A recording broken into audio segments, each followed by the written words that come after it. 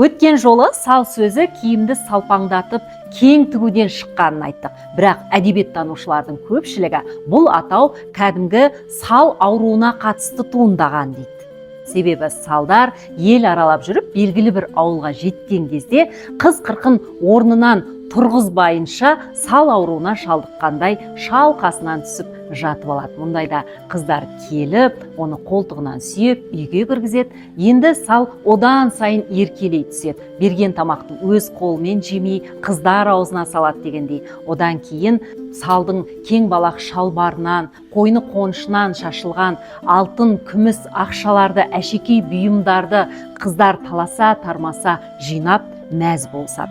Осы тұста салдың мәрттігі туралы да айта кеткен жөн. Біреуге сұраған затын беріп, қыз қырқынға әшекей бұйымдар таратуы былай тұрсын, салдың мәрттігі ұстаған кезде астына мініп жүрген атын әбзелдерімен қосып сыйға тартқан. Егер мұндай мәрттік жасамаса, салдық ұстаудың шарты бұзылады достар.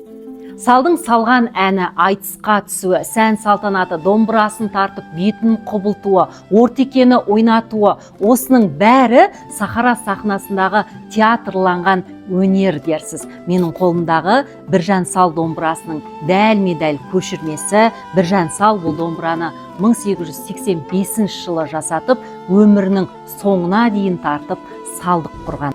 Салдық салыстыру деген бар достар. Мұндайда салдардың киген киімі, өнері, ат әбзелдері, мәрттігі бәрі сынға түседі. Бұл да салдық ұстаудың бір шарты. Енді осындай салдық салыстырудан жеңілген немесе отбасын құрып, қарапайым ғана өмір сүруді қалаған салдар салдықпен қоштасатын жағдайлар болады. Мұның да өзіндік жөн-жоралғысы бар. Алдымен ауыл аймақтың үлкен кішісі шақырылып, мал сойылып, ақсақалдардан бата алады. Яғни салдықпен қоштасуын батамен бекітеді. Мінекей достар, біз салдар тақырыбын біраз тарқатқан сияқтымыз. Келесі жолы серілер туралы айтамыз.